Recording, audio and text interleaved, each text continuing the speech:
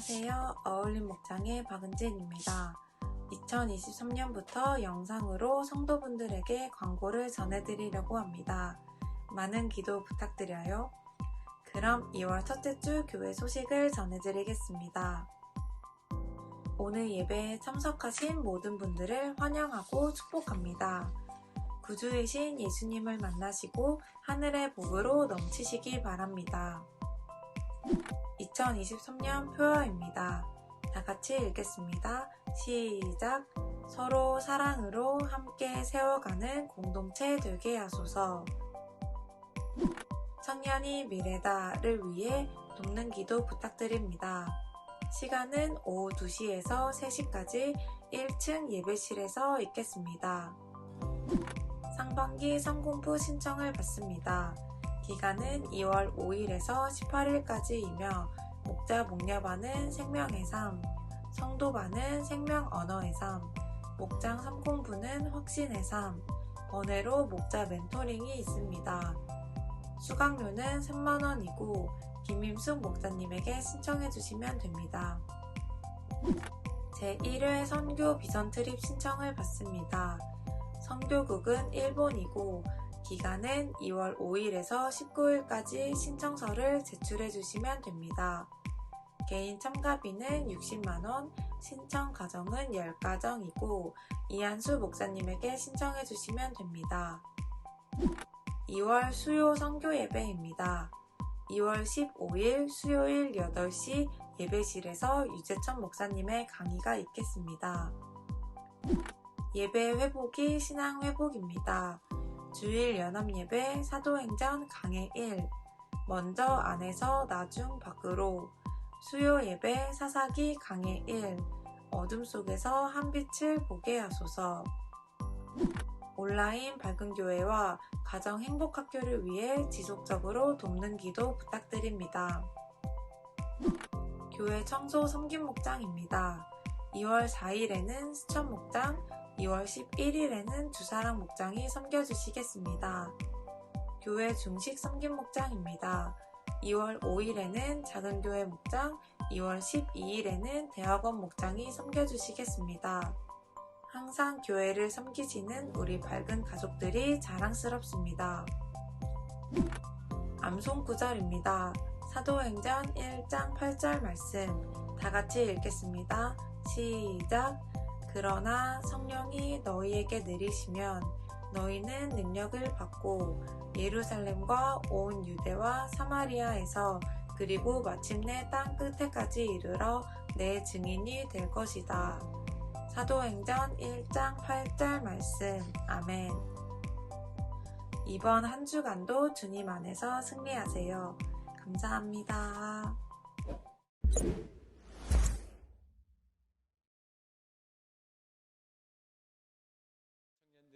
MT를 준비하고 금요일, 토요일 1박 2일로 대성리에서 MT를 했습니다. 그래서 선발대가 있고 또 후발대가 있고 인원이 꽤 많이 갔던 것 같습니다.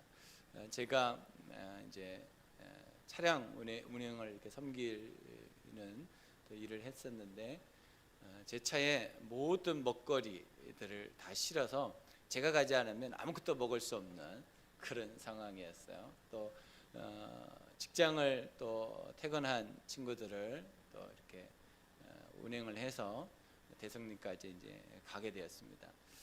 도착했을 때가 7시 조금 넘었던 것 같아요. 그래서 짐을 내리고 또 그 숙소에 들어가서 우리 청년들하고 같이 기도하고 그리고 이제 나왔는데 제가 대성리역을 이렇게 지나가려고 이제 하는데 제 마음속에서 갑자기 지원이한테 우리 김지원 부목자한테 전화를 해보라는 마음을 이제 주셨어요. 그래서 제가 급하게 이제 전화를 했어요. 전화를 했더니 어디냐 그랬더니 대성리역에 이제 도착했다는 거야. 잘 됐다. 내가 지금 대성리역을 딱 지나가고 있는데 진짜 10초만 늦어서 내가 신호등 지나갔으면 안 돌아봤을 거야. 근데 정확하게 신호등 그 앞에서 유턴하는 데서 딱 멈춘 거야. 딱 보니까 계단에서 내려오더라고요.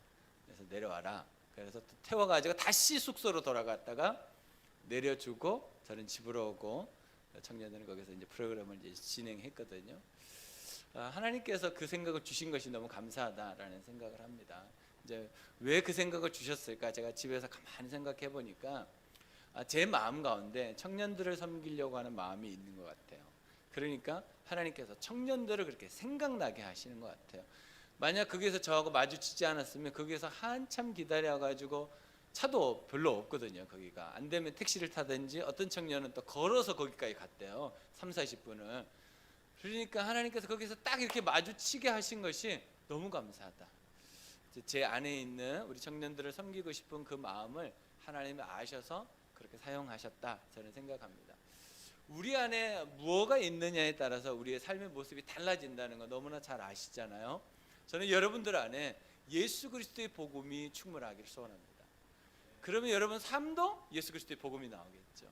그렇다면 여러분들이 그렇게 꿈꾸는 성경에 있는 믿음의 사람처럼 살게 될 것입니다. 저는 우리 모든 밝은 교회 성도들이 그런 삶을 살아가기를 주님의 이름으로 축복합니다. 이제 우리가 이제 2월부터 사도행전을 이제 보게 되는데, 제가 다 정리해 보니까 17주가 되더라고요. 16주 정도 되겠다 싶었는데 17주가 될 것 같습니다. 근데 사도행전은 두 번째 성경입니다. 사실은 누구의 두 번째 성경이냐면 누가의 두 번째 성경입니다. 누가복음이 첫 번째 성경이고 누가복음을 이어서 쓴 것이 사도행전입니다. 그래서 한 저자가 두 권의 성경을 썼습니다. 누가복음의 초점은 오신 예수님에 대한 내용입니다. 예수님이 누구신가? 우리가 왜 예수님을 믿어야 되고 예수님 믿을 때 어떤 일이 벌어지는가에 대한 내용이 누가복음이라면, 사도행전은 예수를 믿고 난 다음에 사람들이 어떤 삶을 살았는가, 그래서 결국에 하나님께서 어떤 일을 이루시기를 원하신가에 대한 내용이 사도행전에 기록되어 있습니다. 그러니까 우리는 누가복음을 통해서 내가 누구인지를 알고 사도행전을 통해서 내가 어떤 삶을 살아야 되는지가 나온다는 것입니다. 그래서 여러분들은 예수님을 믿었죠. 예수님을 믿고 우리가 어떤 삶을 살아야 되는지 정리가 되지 않은 분들은 오늘 말씀이 도움이 되겠다라는 생각을 하게 됩니다.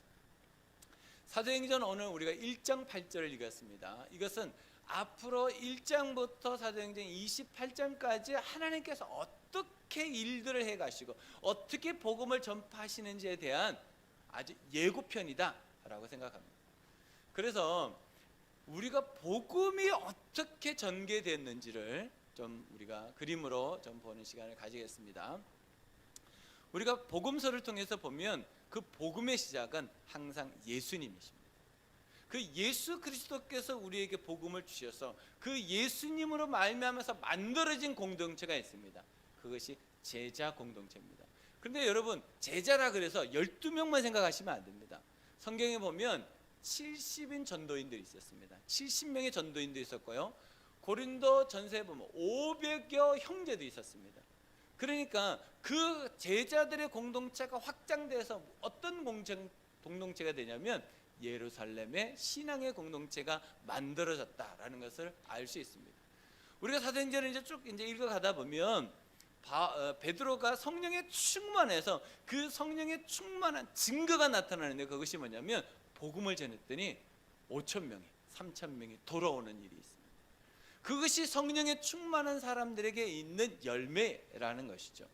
뿐만 아니라 이 예루살렘이 머물러 있는 지역이 이스라엘의 지도를 보면 남쪽 유다입니다. 100번 말해도 잘 모르시겠지만 언젠가는 갈 겁니다. 간다면 갑니다. 남쪽 유다 지역입니다. 이것은 예루살렘으로 중심으로 한 공동체입니다. 이 유대를 지나서 북쪽으로 잠깐 올라가면 중부 지역이 나오는데 그것이 사마리아 지역입니다. 이 복음의 전개가 사도행전에 이렇게 되어 있습니다. 예루살렘으로부터 시작해서 유대로, 유대에서 사마리아로, 사마리아에서 또 지나가면 북쪽 갈릴리 지역이 나옵니다. 그래서 온 이스라엘의 복음이 전파됩니다. 그리고 난 다음에 위쪽으로 올라가면 수리아, 안디옥이 나옵니다. 지금 시리아 지역이죠.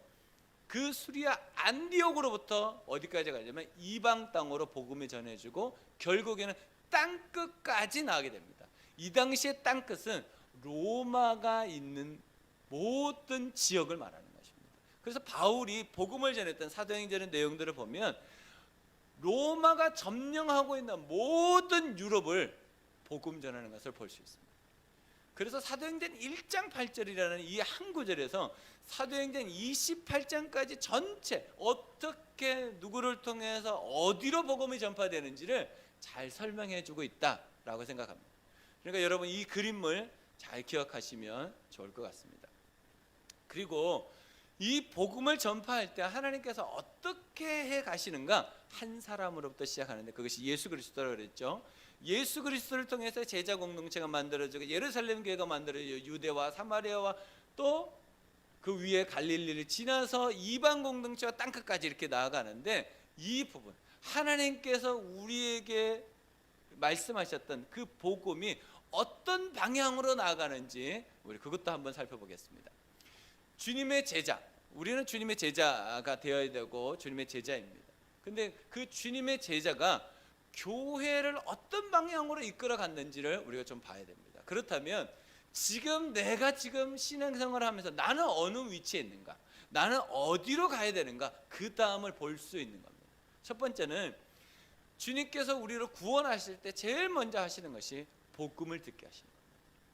복음을 듣게 합니다. 복음을 듣지 않은 사람은요 절대로 예수 그리스도를 믿을 수가 없습니다. 그러니까 우리가 어떻게든지 지나가든지 내가 책을 읽든지 누가과 대화를 나누든지 복음을 듣게 합니다. 그 다음에 하나님께서 우리에게 원하는 것이 순종입니다. 복음을 듣고 난 다음에는요 항상 하나님께서 원하시는 것이 순종을 요구하십니다. 그래서 성경의 인물들을 보면 복음을 들어요. 그 다음에 그 복음을 들은 자들이 그 다음 하는 행동이 뭐냐면 순종입니다. 순종. 이거는 동일하게 나옵니다. 동일하게. 그러니까 여러분들 여기까지는 오셨을 것 같아요. 이 순종하는 사람들이 그 다음에 하는 일이 뭘까? 공동체를 만들어내는 겁니다. 그래서 우리 밝은 교회 공동체는 어떤 공동체냐면 순종의 공동체다 이렇게 말할 수 있습니다. 어디에 순종하냐면 말씀 앞에 순종하는 겁니다. 영혼을 구원하여 제자를 세우는 일에 우리가 순종하는 것입니다. 그러니까 우리 공동체 안에 있는 모든 사람은요 동일하게 무엇을 해야 되냐면 우리가 말씀에 순종해서 공동체를 만드는 일에 헌신해야 돼요. 동의하십니까? 그러니까 우리가 공동체가 건강해지려면 전제가 뭐가 있어야 된다는 거야?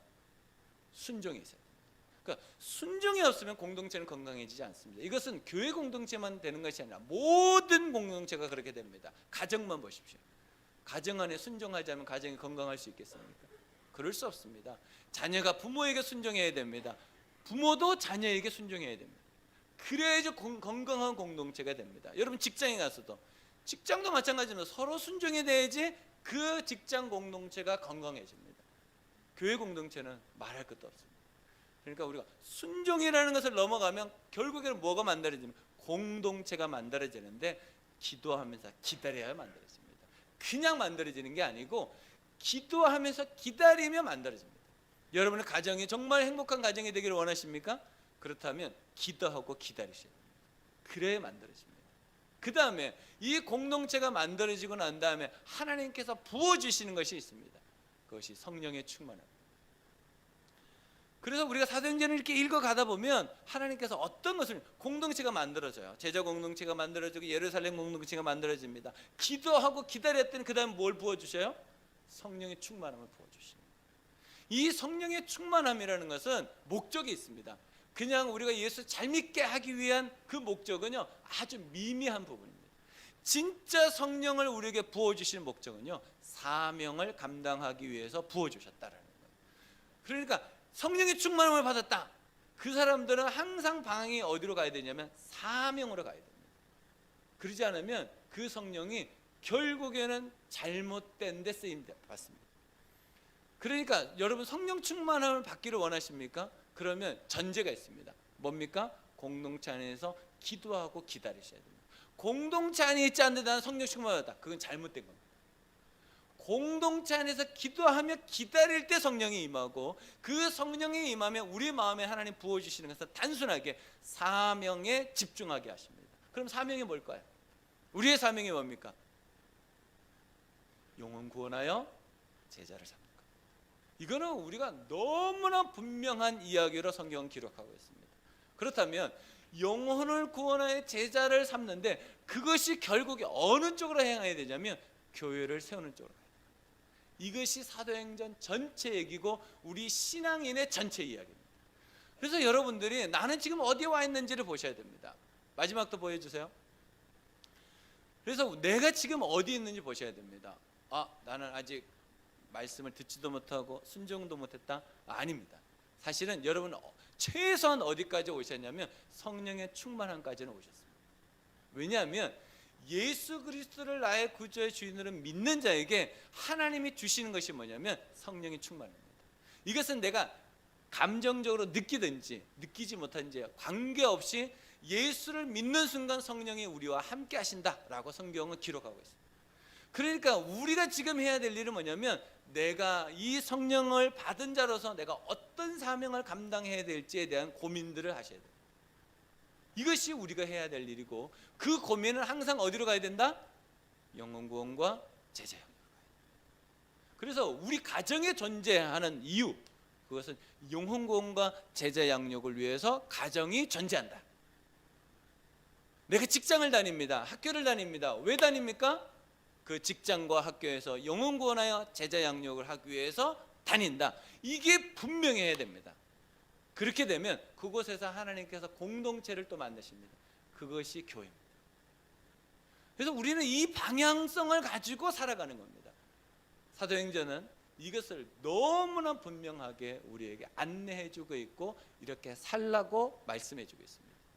그래서 우리가 이제 말씀을 드렸으니까 이 말씀 앞에 이제 순종하기 시작해야 되는데, 순종이라는 단어가 우리에게 들어오면 우리에게 있는 부담감이 이겁니다. 그럼 100% 해야 돼? 아니죠.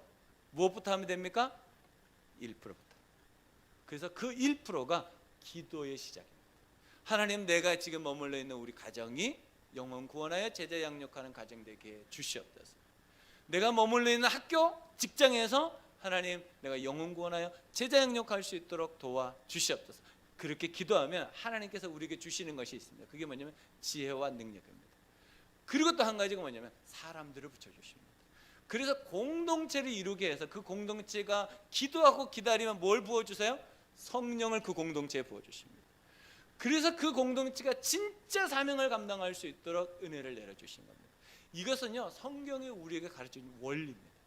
그래서 이 원리를 따라가는 겁니다. 이 원리를. 이것이 사도행전에서 가르쳐주는 겁니다. 그래서 오늘부터 시작해서 17주 동안 하나님께서 우리에게 이런 원리를 따라서 교회들을 이루어 가시고 역사를 이끌어 가시는 하나님을 보게 될 것입니다. 그래서 이 시작이 뭐냐면 먼저 안에서, 나중 밖으로. 그래서 나부터 채워져야 됩니다. 그래서 오늘 주제입니다. 신앙의 시작은 나를 채웁니다. 신앙의 시작은 나를 채웁니다. 시작. 신앙의 시작은 나를 채웁니다. 그렇습니다. 신앙의 시작점은 항상 나부터 돼야 됩니다. 여러분들 비행기 타 보시면, 아직 비행기 안 타보신 분들이 있을 건데, 비행기를 타 보면 이제 비행기가 출발해서 어느 정도 올라갈 때 그 안내 방송이 이렇게, 요즘은 다 방송으로 나오고 예전에는 다 길을 서가지고 막 이렇게 했는데 요즘은 다 이제 화면으로 나오는데, 거기 보면 위급 상황이 생겨요. 그러면 위에서 뭐가 딱 내려오죠? 산소 마스크가 내려옵니다. 그 산소 마스크가 내려올 때 엄마하고 아들의 그림이 나와요. 그러면 그 산소 마스크를 누구부터 쓴다 그러죠? 엄마부터 씁니다. 엄마부터 씁니다. 그런 다음에 엄마가 그 아들을 씌워줍니다. 그러니까 먼저 엄마가 살아야 돼요.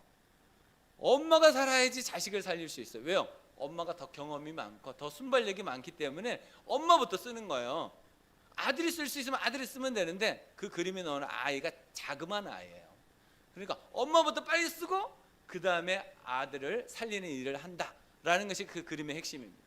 저는 사도행전을 읽으면서 그 그림이 자꾸 생각나더라고요. 아, 그렇구나. 예수 그리스도를 통해서 12 제자와 70여 전도인과 500의 형제를 통해서 예루살렘 공동체가 만들어지고 난 다음에, 그 공동체가 만들어지고 난 다음에 하나님께서 유대와 사마리아와 그리고 땅끝으로 나가시더라고요. 그러니까 나를 채우는 것부터 시작하셔야 됩니다. 여러분 신앙생활 할 때 내가 저 사람을 섬겨줬으면 좋겠다, 도와줘, 정말 좋은 마음입니다. 그런데 얼마 가지 못해서 바닥이 나는 경우가 많습니다. 왜 그럴까요? 자기를 채우지 못해서 그래요. 나를 채워야지 다른 사람을 섬길 수 있습니다. 내가 채워지지 않는데 자녀들을 섬겨요? 금방 바닥납니다. 예전에 그 모습 그대로 나와버립니다. 그러면 자식들이 뭐라 그러나요? 똑같네, 똑같아. 그러면 그 다음에 할 말이 줄어듭니다. 권위도 줄어듭니다. 그러니까 우리가 하나님 앞에서 집중해야 될 것은 하나님 나를 채워달라고 기도하십니다. 내가 채워지지 않으면 누구를 섬긴다는 것이 굉장히 힘들고 어려운 일이 됩니다. 그러니까 여러분들이 평소에 기도하실 때 하나님과 독대하는 시간을 꼭 가지셔야 됩니다. 1대1 하나님과 만나는 시간. 그 시간이 없으면 나를 채울 수가 없습니다. 공동체가 있으면요, 나누기 바빠요, 섬기기 바빠요. 그러다 보면 나를 채우기가 어렵습니다. 그러니까 어떻게 해야 돼요? 하나님과 1대1의 독대 시간이 없으면 우리의 신앙의 성장은요, 어느 정도는 가는데 그 이상 가지 않습니다. 어느 정도는 한 것 같은데 그 이상 가지 않습니다. 왜냐하면 내가 하나님하고 1대1의 관계가 없기 때문입니다. 예수님께서 우리에게 보여주신 것이 그겁니다. 예수님은 항상 사역 전에, 누구를 만나기 전에, 무슨 일을 하기 전에 뭘 하셨습니까? 하나님과 1대1의 독대의 시간을 가졌습니다. 그러고 난 다음에 하셨어요. 공생의 시작도 하나님과 독대하는 시간을 가지고 40일 동안, 그리고 공생애를 시작하셨습니다. 그러니까 우리가 정말 주님 앞에서 쓰임 받고 내가 정말 행복하고 건강한 신앙생활을 하려면 나를 채워야 됩니다. 나를 채우지 않고 신앙생활을 한다? 어느 정도 가다가 다시 돌아와야 됩니다. 가긴 가는데 다시 돌아와야 됩니다. 왜냐하면 내가 채워져 있지 않기 때문에. 그러니까 여러분, 올 한 해 동안 우리가 조금 이기적으로 살자, 제가 말씀드렸죠. 여러분을 채우시고, 여러분 가정을 채우시고, 여러분 목장을 채우시고, 그러면 우리 교회가 채워질 것입니다. 그 능력이 결국엔 땅끝까지 가는 일들이 될 것입니다. 그래서 첫 시작을 우리가 1번으로 하는 거잖아요, 그렇죠? 1번이니까 1번, 이거 말이 되네요. 하나님께서 우리에게 주셨던 그 땅끝에 대한 그림자가 저는 시작되었다라고 생각합니다. 그러면 여러분들 안에 뭘 준비하셔야 됩니까? 하나님 나를 채워 주시옵소서. 여러분 그 욕심을 가지셔야 됩니다. 하나님 나를 채워 주시옵소서. 저는 이 부분이 부족합니다. 이 부분이 연약합니다. 이 부분이 저는 아직 버겁습니다. 그 부분을 가지고 하나님과 독대하십니다. 그러면 하나님께서 그 부분을 우리보다도 하나님 더 정확하게 아시잖아요. 채워주실 겁니다. 차고 넘치게 하실 겁니다. 하나님께서 채우시는 것은 우리가 기대한 것 이상의 것들을 채워주신다라고 저는 확신합니다. 그렇다면 우리가 어떻게 하면 나를 채울 수 있을까? 저는 두 가지라고 생각합니다. 첫 번째는 복음으로 채워야 합니다. 복음으로 채워야 합니다. 시작. 2절 말씀입니다. 그가 택하신 사도들에게 성령으로 명하시고 승천하신 날까지 이를 기록하였노라. 누가가 이 말을 하고 있거든요. 그러니까 누가복음에 무엇을 기록했는지, 그 다음에 사도행전에 무엇을 기록할 것인지에 대한 예고입니다. 3절을 같이 읽겠습니다. 그가 고난 받으신 후에 또한 그들에게 확실한 많은 증거로 친히 살아계심을 나타내사 40일 동안 그들에게 보이시며 하나님 나라의 일을 말씀하시니라. 아멘. 하나님 나라의 일을 말씀하신다라고 했을 때 이 하나님 나라는 뭘까요? 여러분, 천국, 우리가 죽어서 가는 그 천국 생각하시면 안 됩니다. 여기서 말씀하시는 하나님의 나라는 결국 하나님께서 이 땅에서 이루기를 원하시는 목표, 그것이 뭐냐? 교회 공동체. 사도행전에서는요, 천국의 얘기가 별로 안 나옵니다. 사도행전 전체를 가득 채우고 있는 것이 교회 얘기입니다. 다 교회 얘기입니다.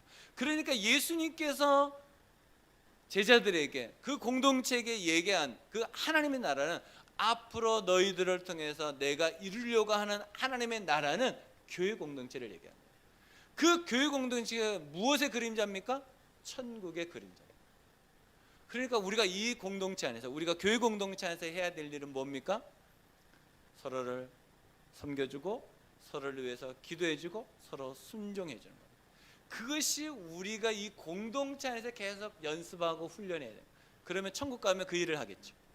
그죠? 이 땅에서는 완전히 할 수 없지만 그것을 연습해 보는 겁니다. 훈련해 보는 겁니다. 한번 같이 해보는 겁니다. 그랬을 때 하나님께서 나를 다스리심, 하나님께서 나를 인도하심, 하나님께서 나와 함께 하심을 경험하게 되는 것, 그것이 하나님의 나라다라는 것입니다. 여러분들 안에 이 말씀이 꼭 이루어지시기를 주님의 이름으로 축복합니다. 22절 말씀을 또 보겠습니다. 22절 항상 같이 읽습니다. 항상 우리와 함께 다니던 사람 중에 하나를 세워 우리와 더불어 예수께서 부활하심을 증언할 사람이 되게 하여야 하리라 하거늘. 그러니까 하나님께서 공동체를 이루시고 그 공동체를 통해서 하시려고 하는 사명에 분명한 메시지가 있다는 거예요. 내가 사명을 감당하는데 메시지가 없이 사명을 감당할 수는 없어요. 그러니까 어떻게 돼요?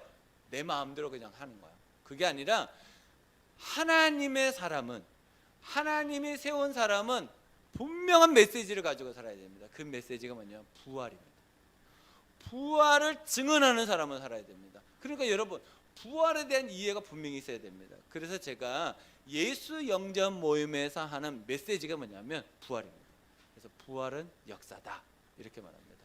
오늘 오후에 청년들, 우리 청년이 미래다 청미라고 부르는데 그 시간에 제가 그 복음을 오늘 전합니다. 여러분들 안에 그 복음이 분명해야 됩니다. 그래야지 사명을 감당할 수 있습니다. 그러지 않으면 막연한 복음을 전합니다. 여러분들 안에 이 부활의 복음이 분명히 있어야 됩니다. 왜냐하면 성경이 그것을 요구하고 있기 때문에. 제자들을 뽑습니다. 한 명이 비었잖아요. 가르 땅에 살던 그 유다가 자살했기 때문에 11명인 거예요. 11명을 채우기 위하는데 그 채우는 조건이 뭐냐면 부활의 증언할 수 있는 사람이에요. 그러니까 예수님의 십자가의 죽으심과 부활하심을 본 사람 중에. 그래서 우리가 앞으로 사는 삶은 어떤 삶의 목적을 가지고 살아야 되냐면 부활을 증언하는 사람으로 살아야 된다. 이것은 성경이 너무나 명확하게 우리에게 가르쳐주고 있습니다. 그래서 십자가에 대한 얘기도 서신서에 굉장히 많이 나옵니다. 더불어 많이 나오는 것이 뭐냐면 부활에 대한 내용이 굉장히 많이 나옵니다. 그래서 여러분들이 이 복음에 대한 정리가 분명히 되어야 된다라고 생각합니다. 그러니까 이 복음이 우리에게 채워져야 된다는 것. 이 복음이 채워져야지 결국은 어떻게 됩니까? 순종도 할 수 있습니다. 그냥 순종해라, 이게 안 됩니다. 복음이 내 안에 있어야지 순종이 되죠. 그러니까 여러분, 복음을 듣기 위해서 여러분들 시간을 헌신하고 투자하셔야 됩니다. 그것이 상공복. 이번에는 제가 이제 전체적으로 강의하잖아요. 생명의 삶도 제가 하고 생명 언어의 삶도 제가 합니다. 그러니까 여러분들이 거기에 참여하셔서 들어보시면, 아, 내가 앞으로 이 복음을 가지고 어떤 말들을 하면서 어떤 관계 속에서 어떻게 살아야 되는지가 구체적으로 안내될 것입니다. 많이 신청해 주시면 감사하겠습니다. 그래서 여러분들 안에 복음을 채우는 것, 그래야지 우리의 신앙의 시작이 되고 내 안에서부터 밖으로 하나님의 은혜, 능력, 권세가 나타난다라는 것을 여러분 믿으시기를 주님의 이름으로 축복합니다. 두 번째는 그럼 어떻게 나를 또 채울 수 있는가? 복음으로 채울 뿐만 아니라 사명으로 채워야 합니다.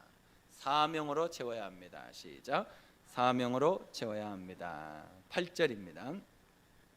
우리가 오늘 읽었던 본문 말씀입니다. 오직 성령이 너에게 임하시면 너희가 권능을 받고 예루살렘과 온 유대와 사마리아와 땅끝까지 이르러 내 증인이 되리라 하시니라. 아멘. 하나님께서 우리에게 분명히 나로부터 시작해서 땅끝까지 나가는데 왜 나가야 되는가? 이 질문이 있어야 되죠. 왜 나가야 되냐면 그것이 사명이기 때문에. 그래서 우리는 교회 공동체를 일컬어서 이렇게 말합니다. 사명 공동체다, 이렇게 말합니다. 우리에게는 사명이 있습니다. 그 사명을 이루기 위해서 하나님께서 우리를 공동체로 묶어주신 겁니다. 그 사명은 너무나 명확하고 선명합니다. 그것은 영혼 구원하여 제자를 삼아 세우는 겁니다. 그러면서 내가 주님의 제자가 되어가는 겁니다. 이것이 우리의 사명입니다. 이것은 내가 어디에 있든지 무슨 일을 하든지 주님이 우리에게 부탁하신 일입니다. 우리는 이 일에 순종하며 살아야 됩니다.